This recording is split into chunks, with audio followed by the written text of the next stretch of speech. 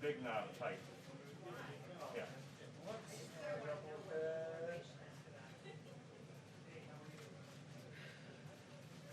I'd say. Oh yeah. Done. You got all your cables and stuff? Yeah, plugging them down. Cool. That was easy.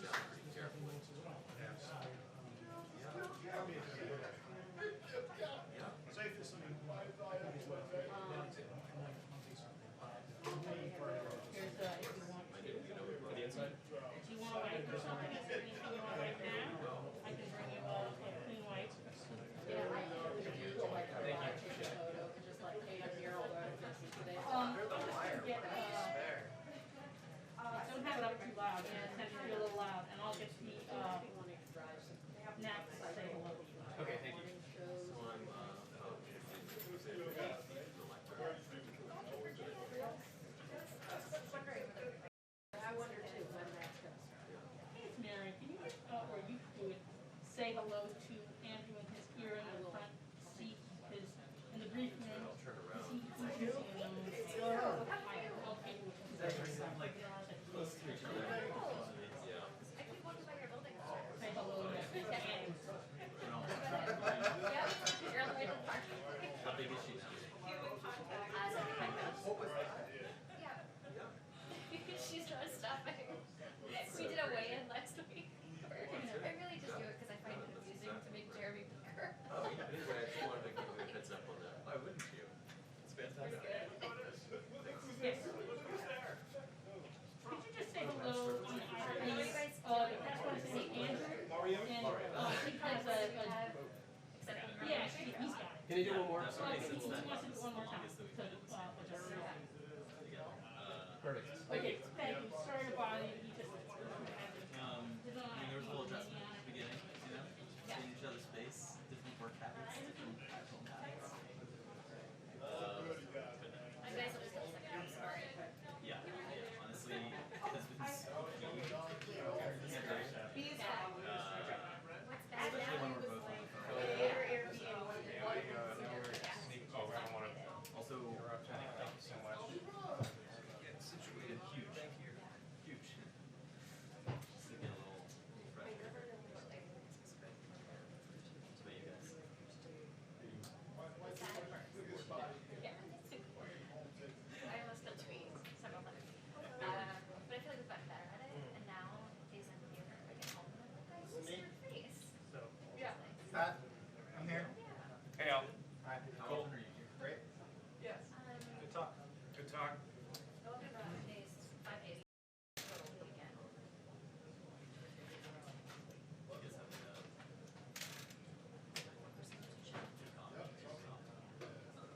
Where did you get those clippers?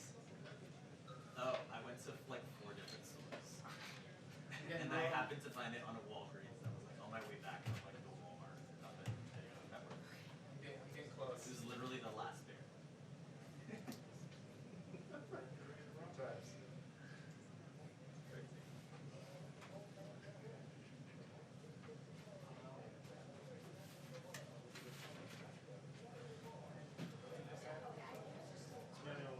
Alex was doing me good advice. Oh yeah? Yeah. Those are my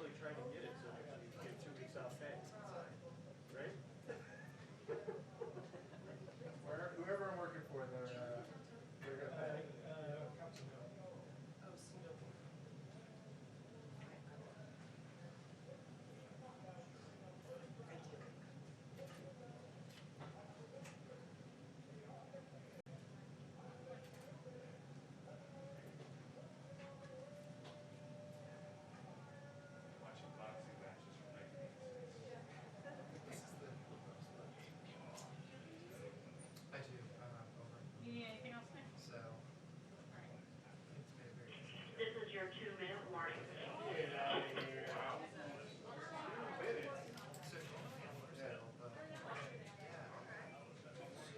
more boxing.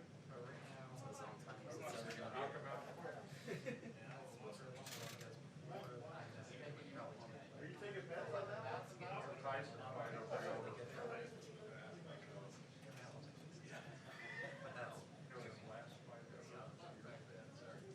DC?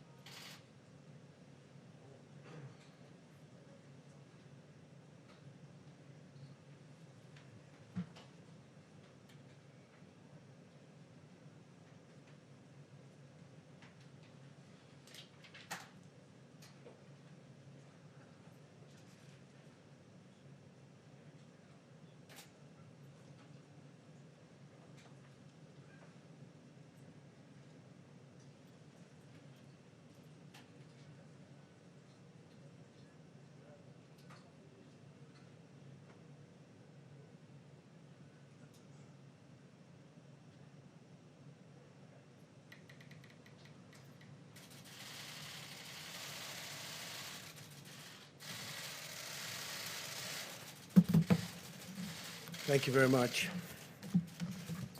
Good afternoon. We continue to see a number of positive signs that the virus has passed its peak.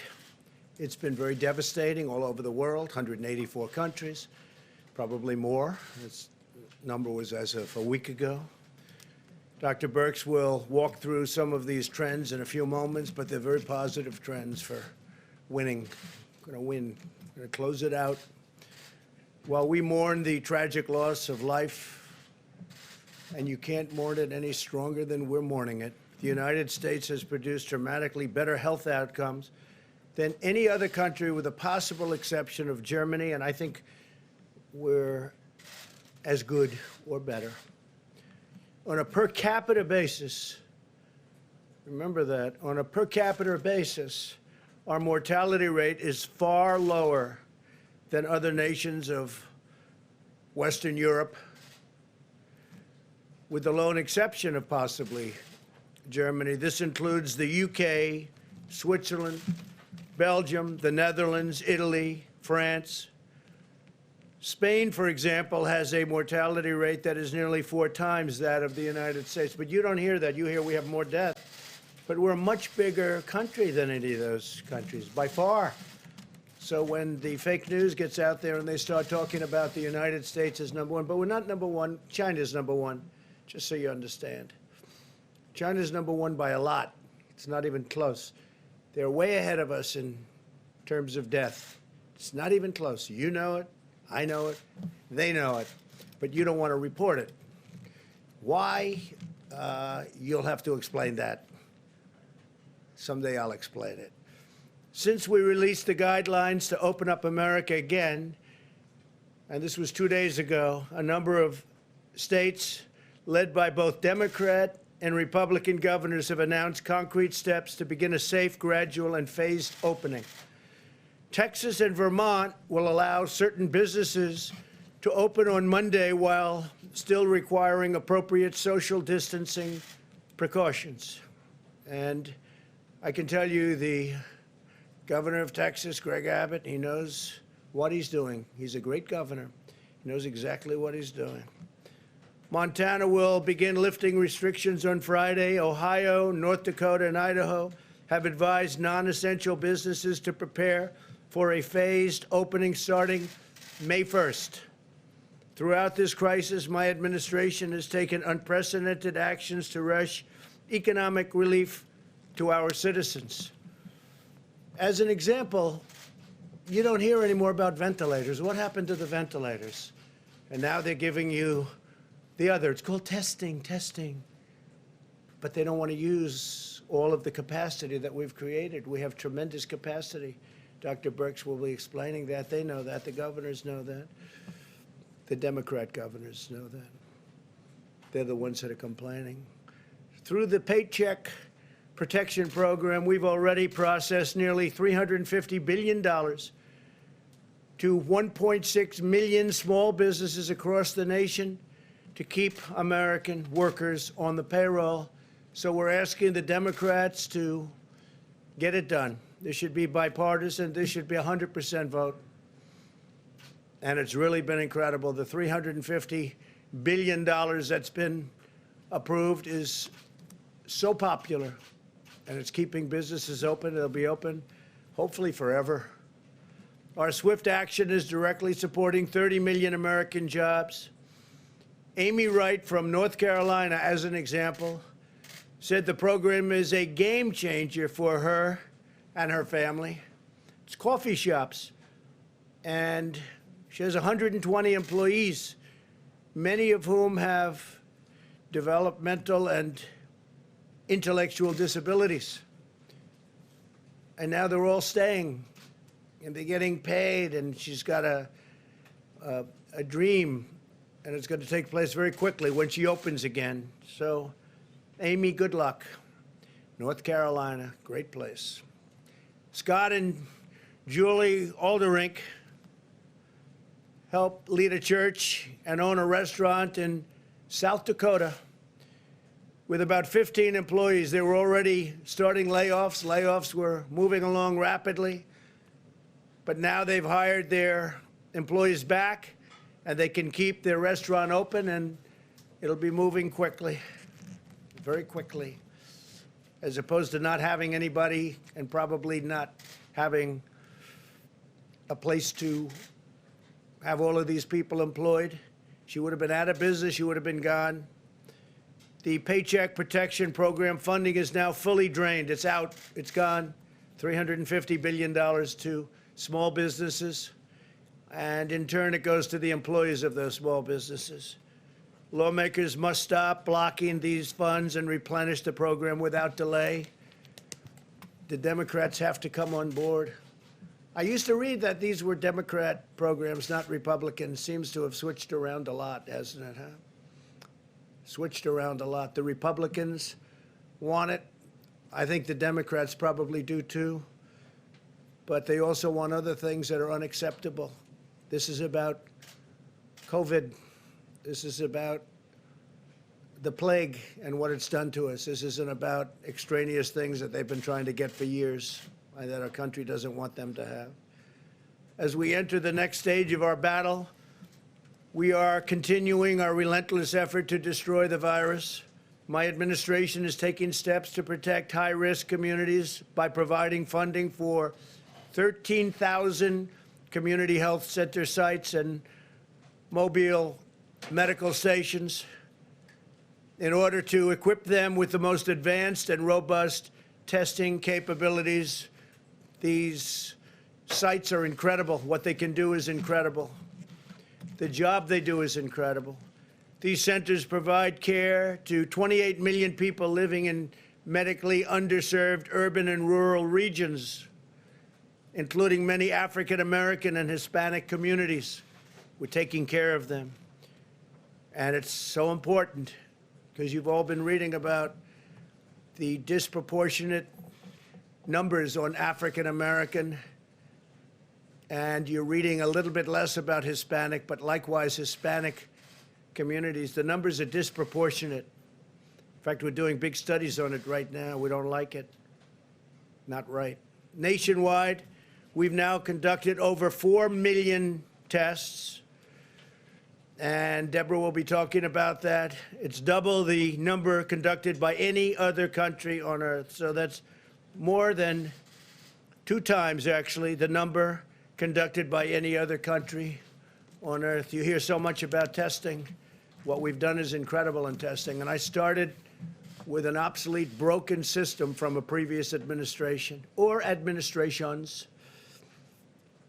But I would really say administration for a different reason, because testing has become so advanced over the last number of years.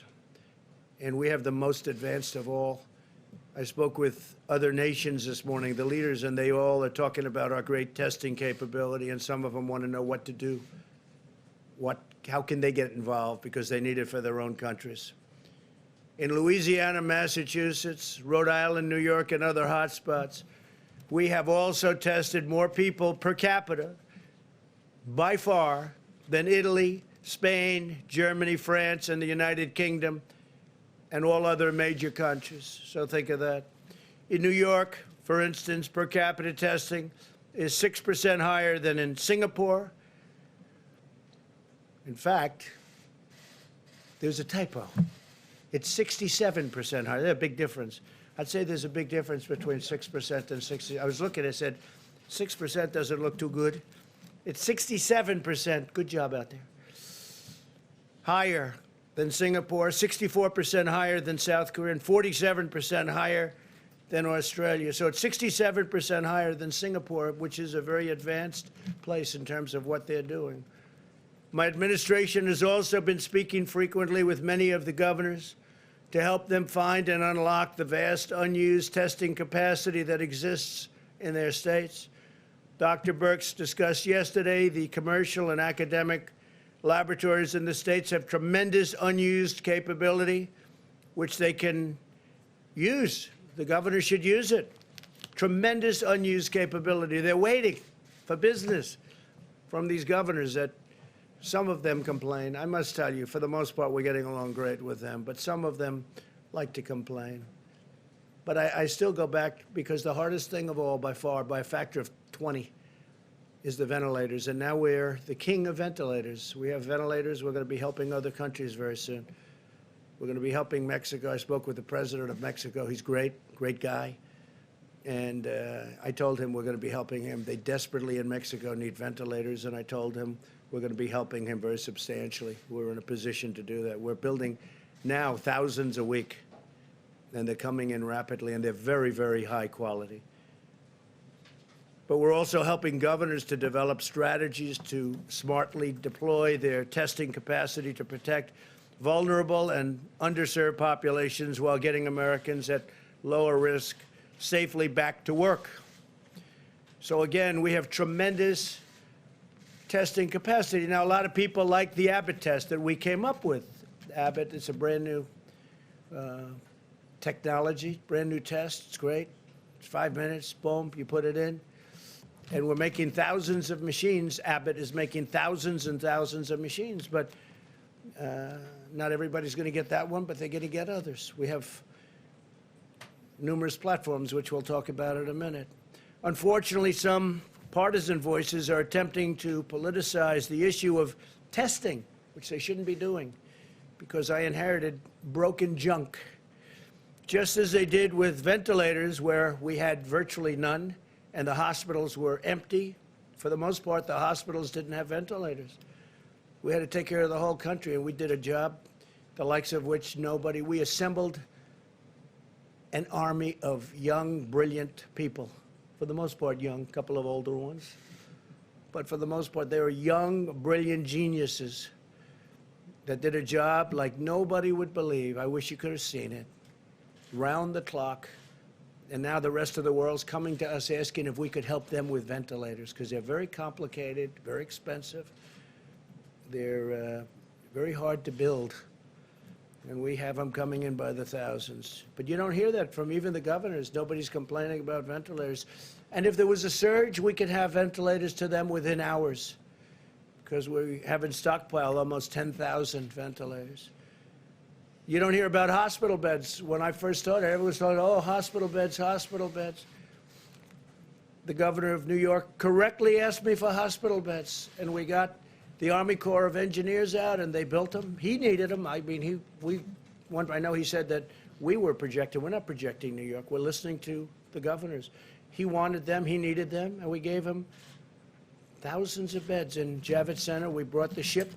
Then the ship, we had it converted to a COVID-19, and that was a big deal, by the way, because of ventilation and all the things we had to do, but we did. And fortunately for him and for us, all of us, they haven't used either one very much because the numbers have gone down significantly. But it was there, and it was built, and it was beautiful. 2,900 beds. It was incredible what they did. They did it in a matter of a few days. But unfortunately, and it was very good, the relationship was very good. And I'm frankly glad they don't need them, but they were there. Louisiana, the same thing. I think the governor, Democrat, good guy.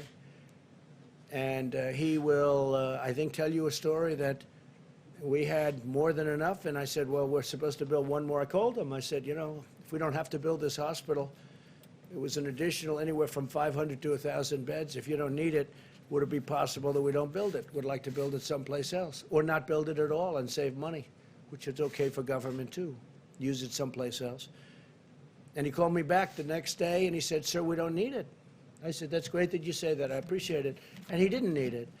But we were ready to go. We took good care of Louisiana. We took good care of Michigan. We took good care of every place. We didn't miss a trick. And we're in great shape on testing. We have different platforms. We actually have 9 different platforms. And on Monday, we're going to be adding one. That'll be 9 to 10. I don't like to count on them before they're up, but we'll have anywhere from 9 to 10 platforms with a tremendous testing capability. And people can go, and especially with phase 1. Now, at the same time, just like with ventilators, we're building now the best ventilators.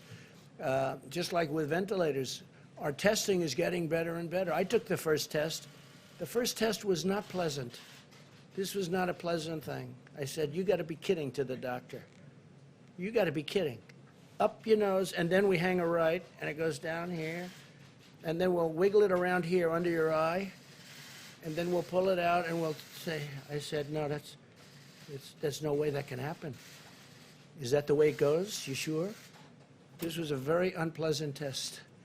And then I was tested a few weeks later with the new test that just came out, the Abbott, where they just touch your nose, basically, and they put it in a machine, and literally a few minutes later, they tell you if you're fine. And I was lucky in both cases, because I've seen the damage that this does to people. But we have great tests. They've really gotten better and better and better as we go along. But we have a tremendous lab capability, laboratory capability all over the country. And for some reason, the governors, they're not, a lot of them are, but some of the governors like to complain and they're not using it. We have tremendous capability. We're ready for them. And as we go along, just like with the ventilators, we'll get better, more advanced, and, you know, we'll be able to do things that nobody would have even believed possible. But we started off with a broken system. We inherited a broken, terrible system. And I always say it, our cupboards were bare. We had very little in our stockpile. Now we're loaded up. And we also loaded up these hospitals. And, you know, we're talking about payment. We gave billions of dollars worth of things to hospitals. And we'll have to work that out at some point. In fact, I guess they're going to be working that out with Congress. But we loaded up hospitals. The federal government loaded up hospitals with things to take care of people that are very desperately ill. We weren't worried about payment at that time. We said, you'll take care of it at the right time. But we gave billions and billions and billions of dollars worth of medical goods and medicines and equipment to hospitals. And we'll work it out with them. But people don't like to talk about that. So we have done a job that nobody believed. This was a military and private enterprises march. We marched. And unfortunately, with the other side, because they're viewing it as an election. How did President Trump do? Oh, he did terribly. Let's see. He did, yeah, he did terribly. Oh, but we just got him the ventilators that they didn't have that they should have had. We just got them hospital beds by the thousands. We just got them testing that they don't even know how to use. In some cases, they have machines that they're only using 5% and 10% of the machine because they have an advanced machine and they don't know how to use it. It can do much more. So we've had people explain how to use it. So I don't know. I don't think I'd do that on the other side. I really don't. I think that here we have a crisis that we have to work together, and I hope we're going to work together. But we're moving along, and we're moving along well. We're moving along well. This should not be a partisan witch hunt, you know, like the Russia witch hunt that turned out to be a total phony deal.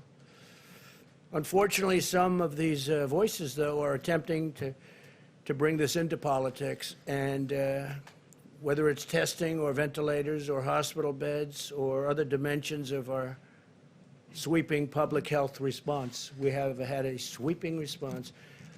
In speaking to the leaders of other countries this morning, they said, this is incredible the way you've done this so quickly. You know, we're only talking about a few weeks since everybody knew this was such a big problem. And the rest of the world is watching, and they respect what we've done, because I don't think anybody else, I know nobody else could have done what we've done. And we started with garbage. As our expert said yesterday, America's testing capability and capacity is fully sufficient to begin opening up the country totally. Indeed, our system is by far the most robust and advanced anywhere in the world by far. The rest of the world will tell you that. I spoke this morning to a friend of mine, President Moon of South Korea. He just won the election. He won it by a lot. He had a big victory, which I was happy about. And he was saying what a great job we've done in this country. I told him the same thing. He said, what a great job we've done here in this country. So I appreciated that. He had a great, by the way, he had a great victory, and we're very happy about that from the standpoint of our country, working very well with them. South Korea. As we approach, and the approach that we use, but as we approach, hopefully, the downward side of what's going on, I think you're going to see some incredible hard facts and evidence that what we did was right. There's a lot of talk about herd, the word herd. I don't want to show you charts of people that went a different way, but it's scary. It's scary. We would have had, I think, millions of people die had we done a different way. And I think numbers are just coming out where they're estimating 60,000 people will die. That's horrible. I always say one person is too much, especially in this case when it could have been stopped in China. Could have been stopped in China before it started. And it wasn't. And the whole world is suffering because of it. But this herd concept, and everybody had to think of it at the beginning, because look at us. We had the greatest economy in the history of the world. Better than China, better than any country in the world, better than any country has ever had. We had the highest stock market in history by far, and I'm honored by the fact that it has started to go up very substantially. That's because the market is smart. The market is actually brilliant. I've seen it. And they're viewing it like we've done a good job. They view it that way. Because if you would have told me that we're at 24,000 or beyond, and the highest we were ever was, we never hit 30. We were getting close to 30, so let's say around 29,000, we're at 24. We were heading down. I would start to say, oh, wow, we may be heading into territory where I started. I didn't like that. Now we're way up. But if you would have said to me, with what we've gone through, not caused by our country or our people or not caused by certainly anybody within our country, but if you would have said that after going through this horrible plague, that we'd have a stock market that's much, much higher than when I started, much higher than where I started. And I think it's, I think we have tremendous momentum. I mean, we have a big election coming up, but I think we have tremendous momentum. First, we get rid of the plague.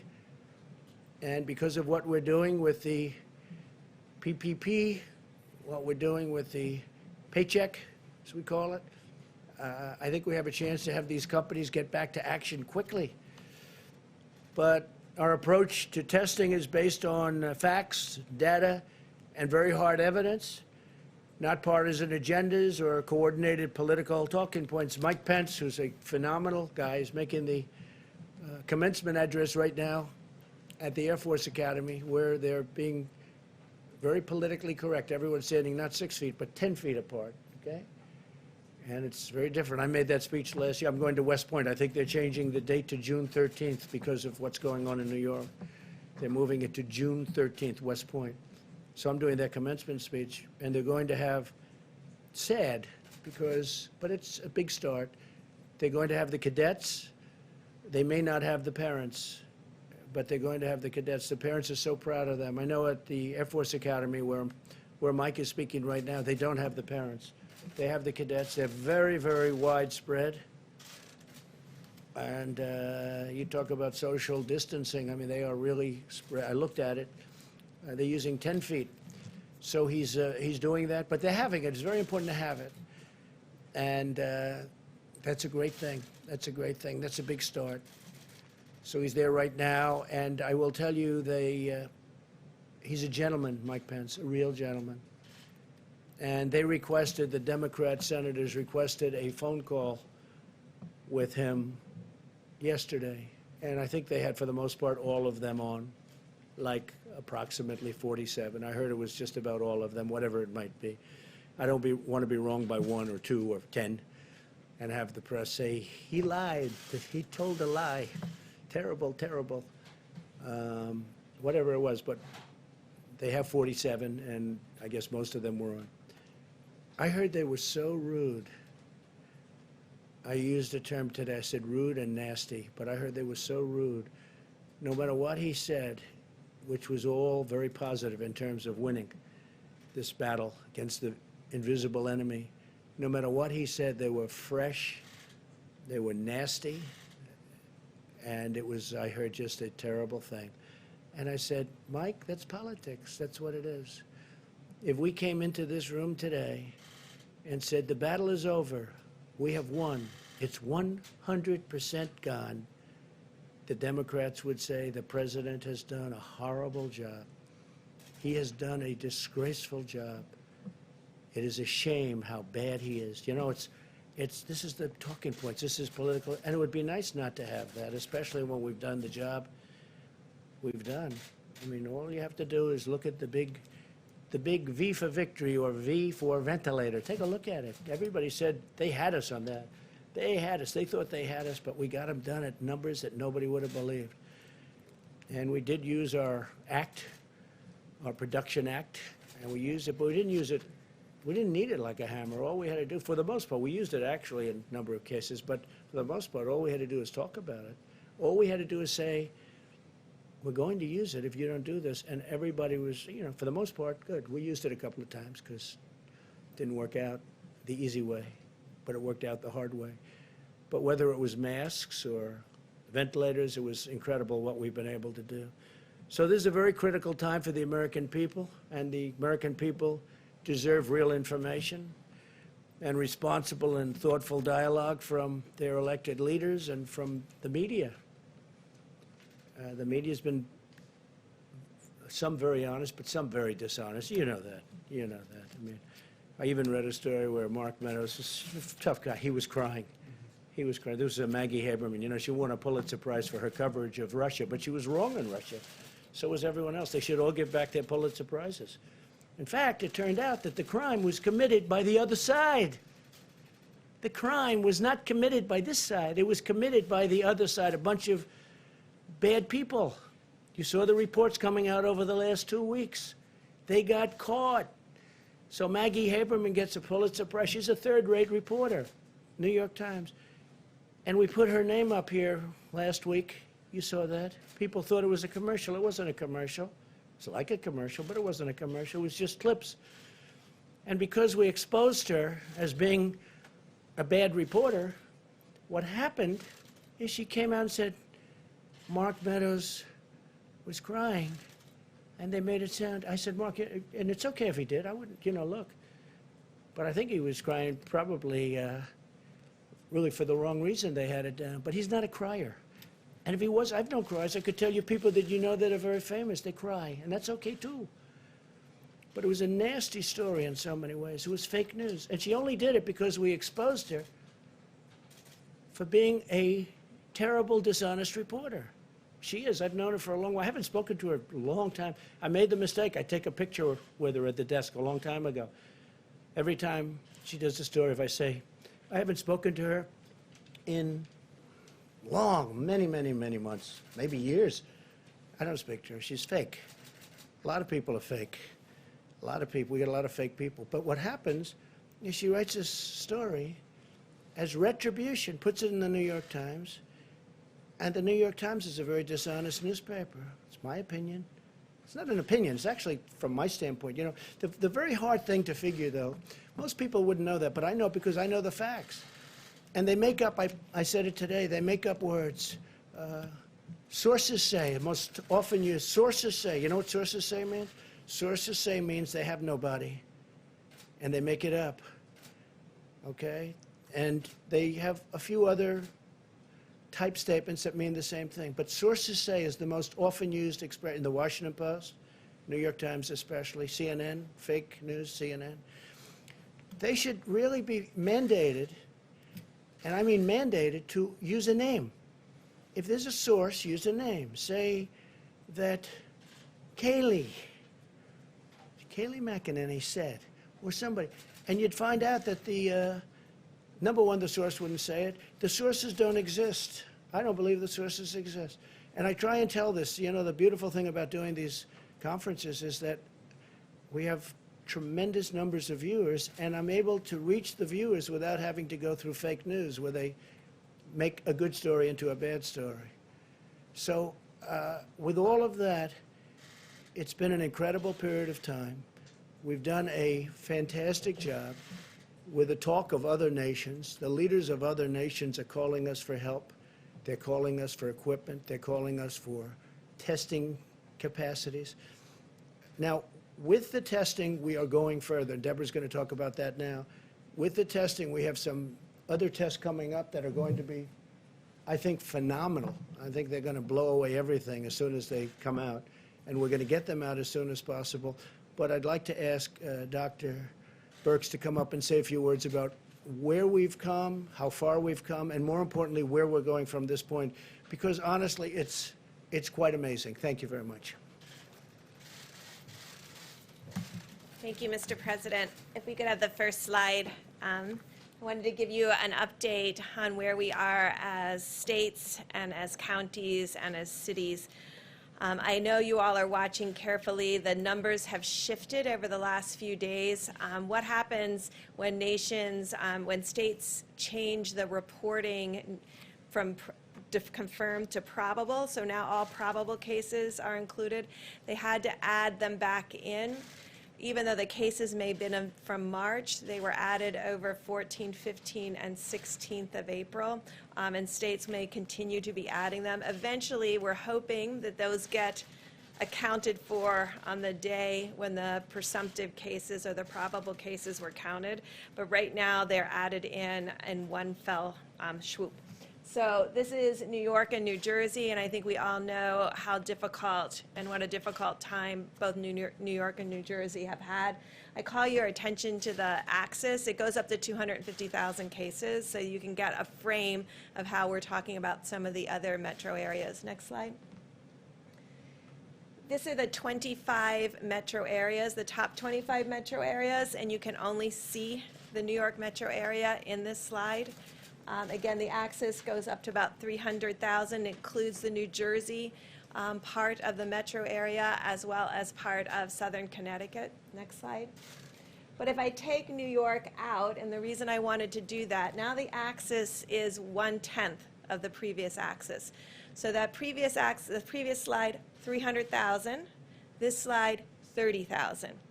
So that will give you a frame of reference for some of these other metros. The reason I wanted to show you this is cumulative cases, and we are still tracking very closely the issues in Chicago and Boston. But on this slide, I hope you can see the yellow line. That is Detroit. And Detroit, and this mayor of Detroit has really done an extraordinary job, and the people of Detroit have done an extraordinary job with their social distancing. The other line I want to call your attention to is the line here. This is New Orleans. And I think, frankly, I was concerned about New Orleans because they had a lot of pre-existing comorbidities. They have 2 or 3 major hospitals, but cover a very large area of geographic area. And that other blue line that you can see that's down right here, that's the Seattle line. And you can see that their response, because of the nursing home alert, they were one of the first states and the first metro areas to really move to social distancing. And so they've really never had a peak like many of the other metros. Next slide. Then I just want to take you through some of these new case graphics. That was cumulative cases. This is daily cases. And obviously there's a lot of variability in reporting, but you get a sense over time when you look at daily cases. So New Orleans is on panel on your left and Baton Rouge on your right. But you can see clearly New Orleans about a month ago, very low levels, probably less than 50 cases, large peak and spike around the beginning of April, and they have come down. And they have down to very few cases. Again, I showed you before how both their syndromic cases have come down as well as their actual number of cases. Next slide. This is Seattle. So you can see they had a much lower peak. And this is when we talk about flattening the curve. This is what flattening the curve looks like. It becomes a longer, slower decline, but it never gets very high and then goes back down. Next slide. And then this is Detroit. And we always look at the metros as a consolidated. So this is both Wayne and Oakland in Michigan. And we really want to thank the mayor for the incredible job that they have done to really ensure that everyone is receiving the adequate health care and testing. And they've done quite a good job with testing in Michigan. But all of these states, Louisiana and New York, have tested 30,000 per million inhabitants. Those are some of our highest numbers across the board. And next slide. And so the president talked about the case fatality rates, and we've lost a lot of Americans to this disease, and we pray and hope for each one of them that are in the hospitals and the excellent care. What this graph illustrates is the amazing work of the American people to really adhere to social distancing. This was nothing we had ever attempted to do as a nation, and the world hadn't attempted to do. But they were able to decrease the number of cases so that in general, most of the metro areas never had an issue of complete crisis care of all of their hospitals in a region. And so you can see our case fatality rate is about half to a third of many of the other countries. Excuse me, does anybody really believe this number? Does anybody really believe this number? I put China on there so you could see how basically unrealistic this could be. When highly developed healthcare delivery systems of the United Kingdom and France and Belgium and Italy and Spain with extraordinary doctors and nurses and equipment have case fatality rates in the 20s up to 45, and Belgium is extraordinarily competent healthcare delivery system, and then China at 0.33. You realize that these numbers, and this includes the doubled number out of Wuhan. And so I want really to put it in perspective, but I wanted you also to see how great the care has been for every American that has been hospitalized, and the extraordinary work of our doctors and nurses and our laboratorians on the front line who have been doing an excellent job. Next slide. And then we also wanted to show... Also the number for Iran. Does anybody really believe that number? You see what's going on over there. Does anybody, you put that slide back if you would. Does anybody believe this number? Does anybody believe this number? We saw more And this is why. bags on television than that. This is why the reporting is so important. And I think you remember almost 6 weeks ago, maybe a month ago, I was telling you what Italy was showing to us and what France was telling to us and the warnings that they gave to us and said, be very careful. There's an extraordinary high mortality among people with pre-existing conditions. And we used their information to bring that to the American people. That alert before we even had significant cases, came from our European colleagues on the front line. And that's why we keep coming back to how important in a pandemic and a new disease, it's really critical to have that level of transparency because it changes how we work as a nation. It allowed us on over March 15th to make an alert out there about vulnerable individuals and the need to protect them, and my call out to millennials to really protect their parents, protect their grandparents, and get that information out to everyone, that there were pre-existing conditions that put people at greater risk. That information came from our European colleagues who were in the midst of their battle themselves. And so there is never an excuse to not share information. When you are the first country to have an outbreak, you really have a moral obligation to the world to not only talk about it, but provide that information that's critical to the rest of the world to really respond to this credibly. And I really want to thank our European colleagues who worked so hard to get us that information, even in the midst of their own tragedies. And I think that really shows how important transparency is. And we go to the next slide. We can show you this really encouraging and great news. So we know that fatalities will continue to lag because people are in hospitals still, and some are still in intensive care units. But these COVID-like illnesses, this is our hospitalizations that are related to flu per 100,000 Americans. This is this year's flu season, and you can see our COVID-like illnesses, and this is all of them, probable and confirmed cases. Our hospitalizations are declining. Now, I showed you metros that have made tremendous progress. And we've been up here many times talking about it being 6, 10, 15 additional cities. And now we're really just focused on Chicago and Boston and Massachusetts and really some issues that Providence is starting to improve now, so their relationship to the two large outbreak cities. But this is really reassuring to us of the progress we're making across the country against this disease. And I just really want to conclude by thanking again the American people for making these type of graphics possible. Thank the data team who puts these together for me. So they are working to about 3:30 every morning to make sure that we have the most up-to-date information. That's the data that goes to our supply chain individuals to ensure that every hospital in every state and every community has what they need based on data, and to make sure that we're serving the needs of the American people as effectively as possible. Thank you, Mr. President. Thank you very much. That's a fantastic job. Sit here. Thank you very much.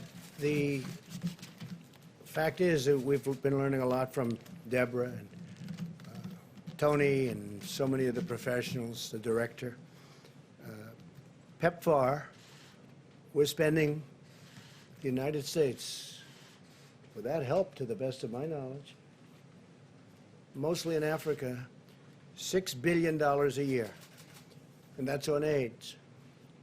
What we've done for AIDS in Africa is unbelievable. We spend $6 billion a year. That's been going on for a long time. Nobody knows that. You've never heard that. I've never heard that. $6 billion a year. Millions of people are living right now, and living very comfortably, because of the fact that we have found the answer to that horrible, horrible plague. That was a plague. But we spend $6 billion a year. And from what I hear, it's very well spent, done by professionals, including this great professional right here. That was the thing that you worked hardest on, and something that was very close to her heart. So it's, it's something that I think people should start hearing. The World Health Organization, we're just finding more and more problems, and we spend this money really well. There are other ways we can spend the $500 million. That's $500 million. This is $6 billion. but we can find other ways to spend it where people are going to be helped, we think, in a much greater way. We're doing some research on certain people that take a lot of credit for what they do. And NIH is giving away a lot of money, a lot of money. We give away for years, for many years, they give away a lot of money. And some people complain and some people don't. Some people are extremely happy. So we're looking into that also. They're giving away approximately, as I understand it recently, more than $32 billion a year. $32 billion. And so we've been looking at that for a while, and we're going to be having some statements to be made about that. $32 billion a year. It's a lot of money, and we want to make sure it's being spent wisely, and we've been doing that, by the way, and we'll have some statements on that. And those are much bigger numbers than what we're talking about with national. If you look at, with our friends from wherever they come from, 500 million is a lot of money, but it's not a lot compared to the kind of money that we give out. I think over the years, it's been averaging about $32 billion. $32 billion. So we've had our eye on that one for a while.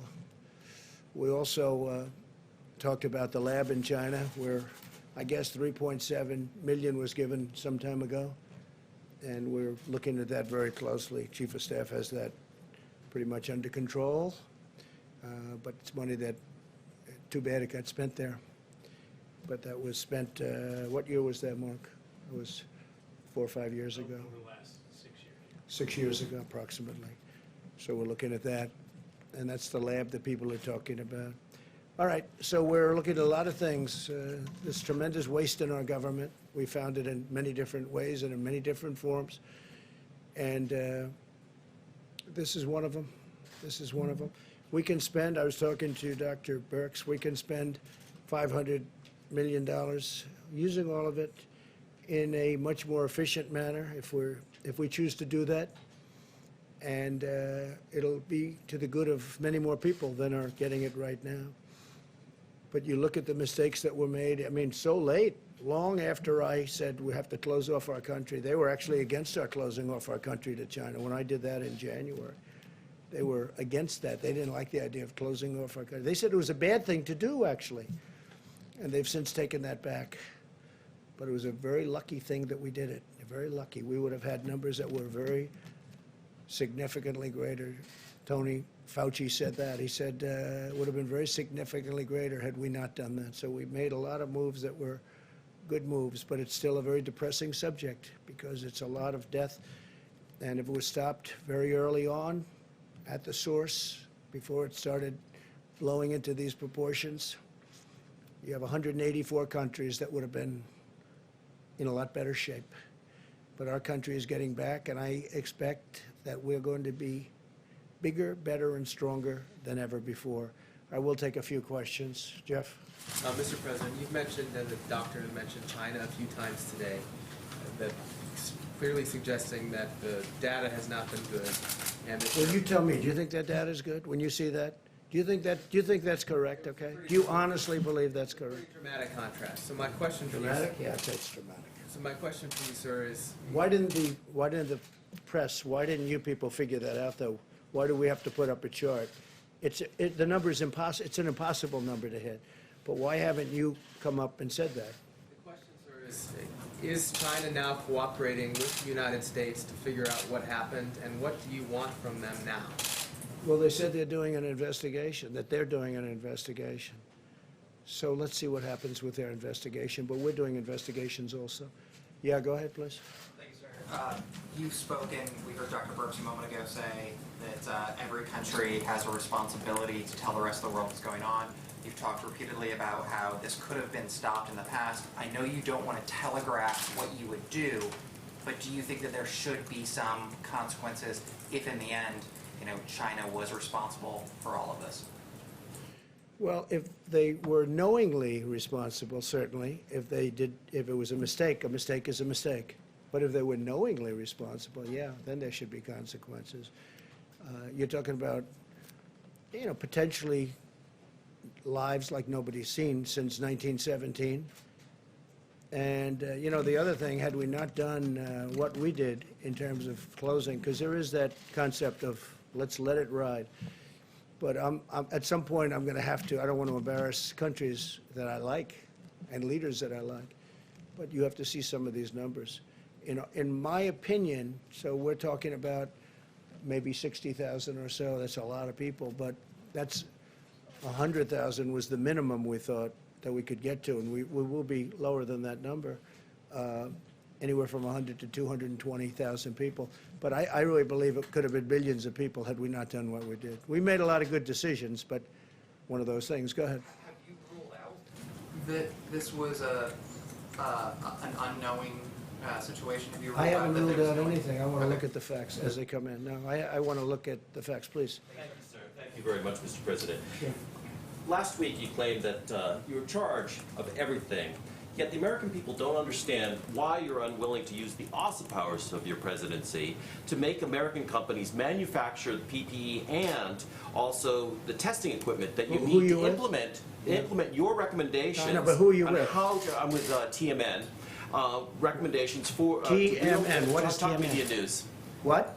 My name is Doug Christian with Talk Media News. Yes. Talk Media News. Yeah. And Go ahead, keep reading your but, question.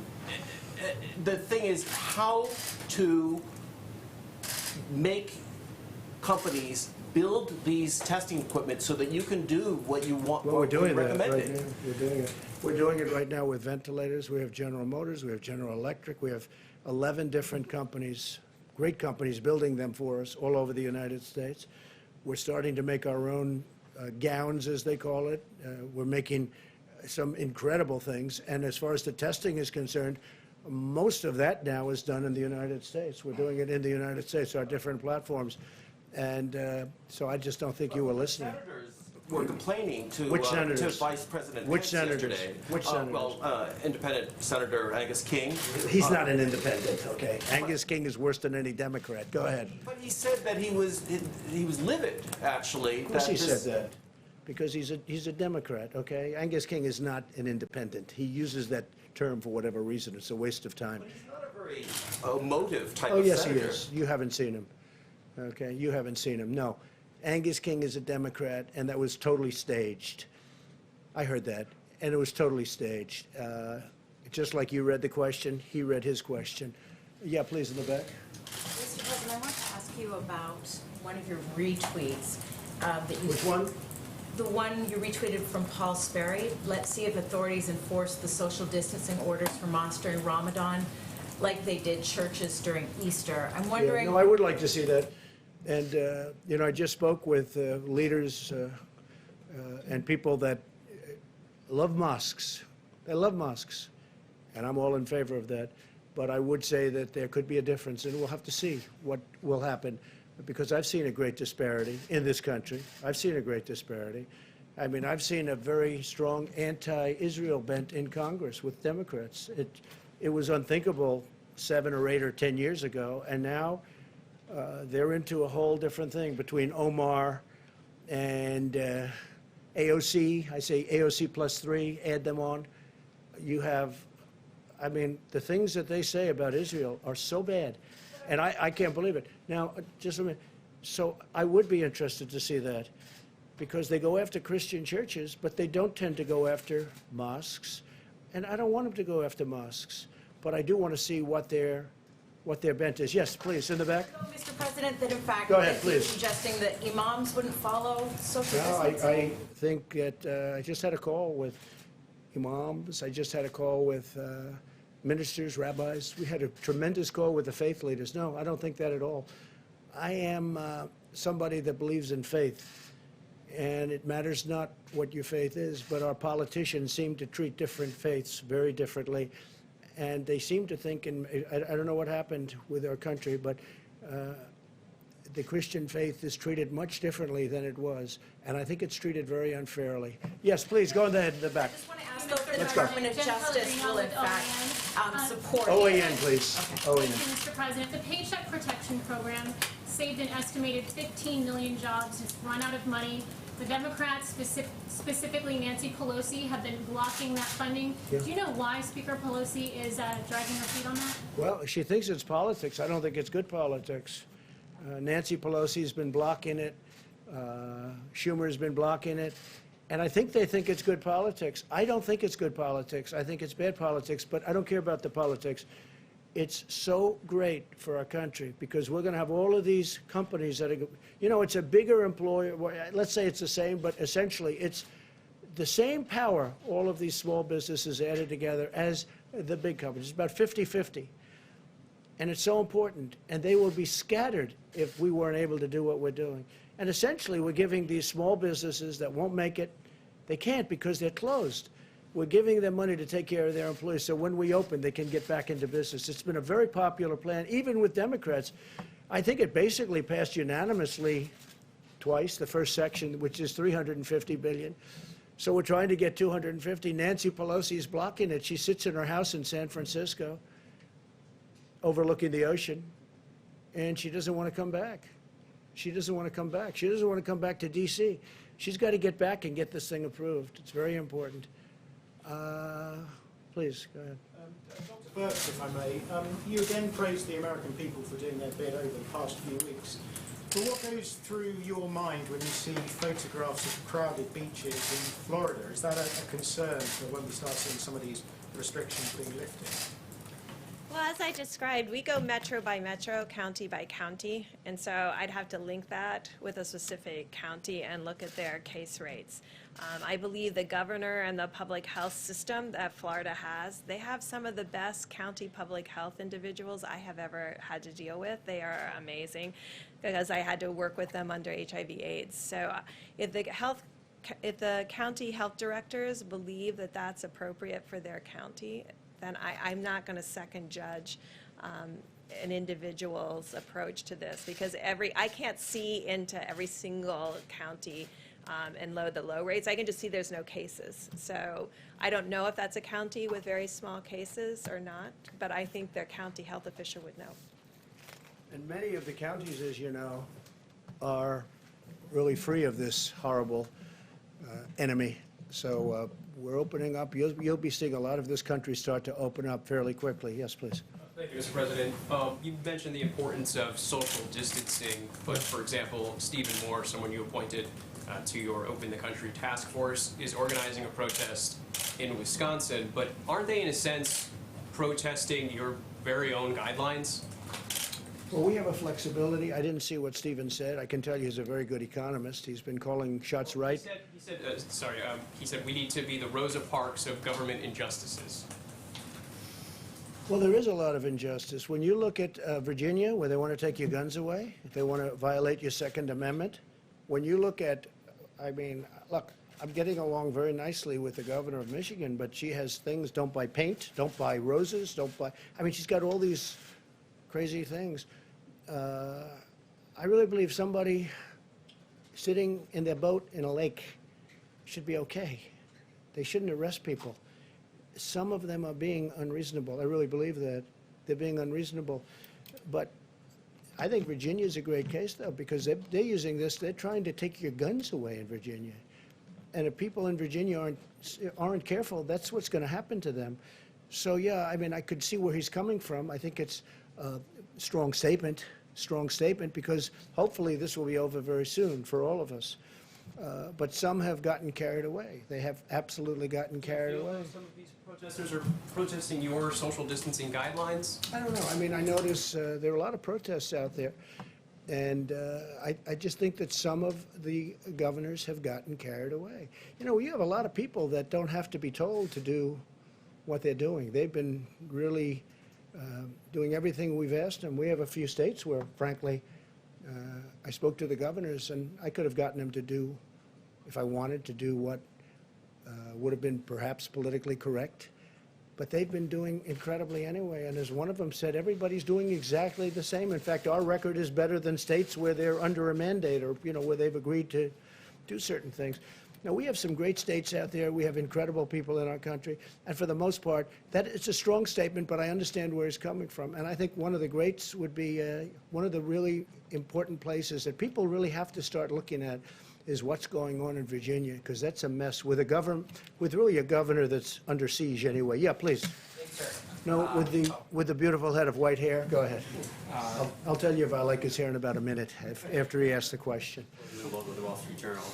On that point, though, does the tweeting about, in the case of Virginia, linking the Second Amendment to some of these issues about lifting some of these restrictions in these states, not potentially pose a concern for the governors and civil unrest and potentially in those cases? And I have a second question, too. Well, I think, just for that question, I think that's an easy one. That's not even politics. We're entitled to a Second Amendment, and he's trying to take the Second Amendment, meaning that state is trying to take the Democrats in that state. The Republicans are fighting it. They're trying to take that Second Amendment right, that Second Amendment right away. To me, that's liberty. That's, when I say liberate Virginia, I would say liberate Virginia when that kind of thing happens. And where does it all stop? So I think it's a very good analogy. Go ahead. Sure. I mean, is this the right time to kind of bring in a Second Amendment issue? I think when they talk about taking your guns away, and if you notice, at the beginning of this pandemic, there were more guns sold, I think, than at almost any time in history. So it's obviously a big issue. And then you have them working and signing documents trying to take your Second Amendment away, essentially. So I do think it's an appropriate time to bring it up. Go ahead, second. This past week, after kind of an extraordinary slew of events from adversaries, North Korea, Russia, China, and Iran, all kind of pushing back on U.S. policy or toying with U.S. military forces, what's your message to some of these countries who may be trying to take advantage? I don't see it. No, I don't see it. We had a very good relationship with Russia.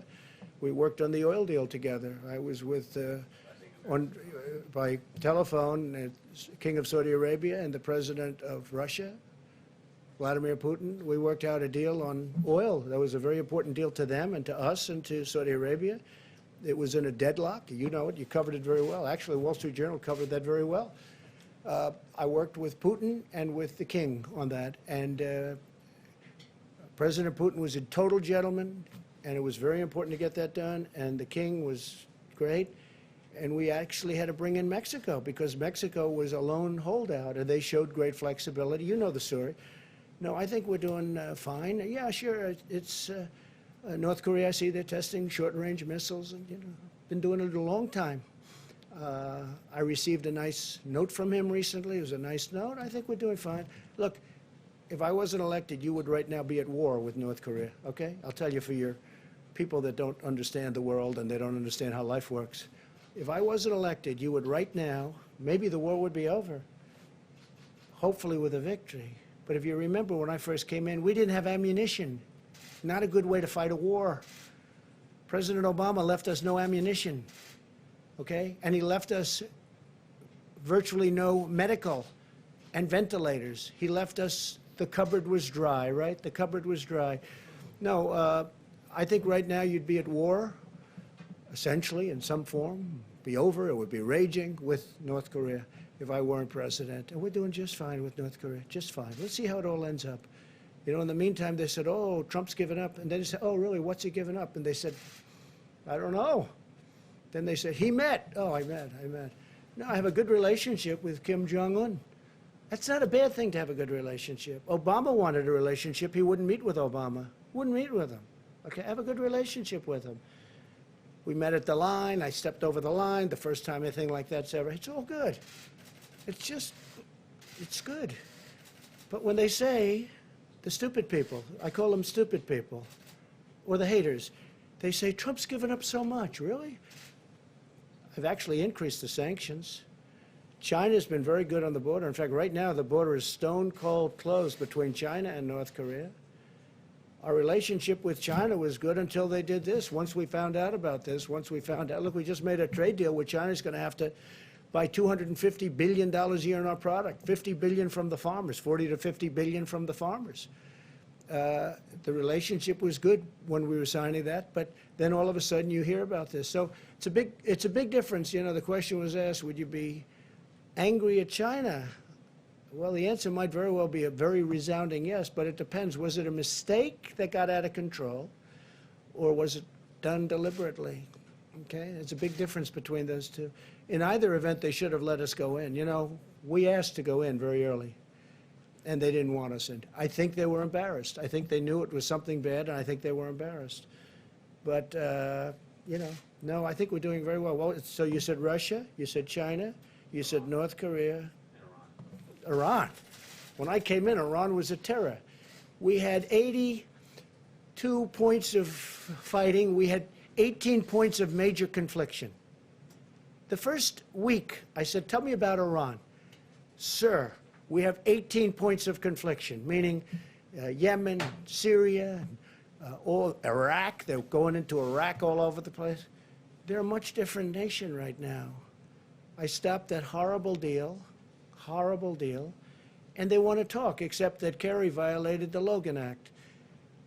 He made the deal, and he doesn't want them to make a deal because I would have made a deal, in my opinion, except that John Kerry, who made the deal originally, which was a stupid deal to make, gave him $150 billion, gave him $1.8 billion in cash, in green. That would be more than this room 10 times with $100 bills. You could fill up this room 10 times with $100 bills, and it's not that small a room.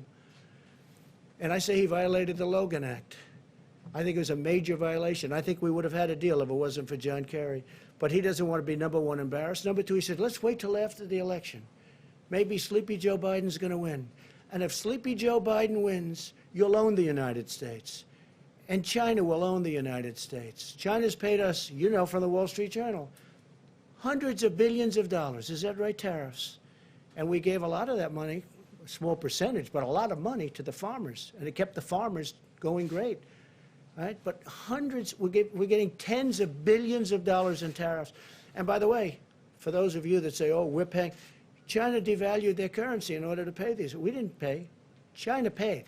They don't like to write that. They also added money into their system, so they paid for that. No, I think you have numerous countries waiting to see whether or not Sleepy Joe wins, because if Sleepy Joe won, they own our country. They will take our country. You know, we had, go back 2 months, we had by far, and China was supposed to catch us. You know better than anybody, Wall Street Journal. For years I've heard, by 2019, China will catch us. There's only one problem. Trump got elected in 2016. That was a big difference. And we were going leaps and bounds above China. And before the problem with the plague, right? China was having the worst year they've had in 67 years. That was before the plague. Now they're getting really hurt, and so is everybody getting hurt. I don't want them to get hurt, but they're all getting hurt. Everybody's getting hurt. It's a horrible thing that's happened. But we had the greatest economy in the world by far. China isn't even close. Go back 2 months. And we're going to keep it that way. But when you mention Iran, Iran is a much different country than it was. When I first came in, Iran was going to take over the entire Middle East. Right now, they just want to survive. They're having protests every week. They're loaded up with the plague, which I don't want. I've offered to help them if they want. If they need ventilators, which they do, I would send them ventilators. We have thousands of excess ventilators coming in, and here we have a stockpile of ventilators, and we're starting to send them so that hospitals can fill up their stockpile, which they should have. New York had a chance to get 16,000 ventilators, and they chose not to do it, and I understand that. It's a hard decision for a thing that may or may not happen. I fully understand that. I'm not even complaining about that. I'm only saying this. Iran was a terror when I came into office. Right now, they don't want to mess around with us.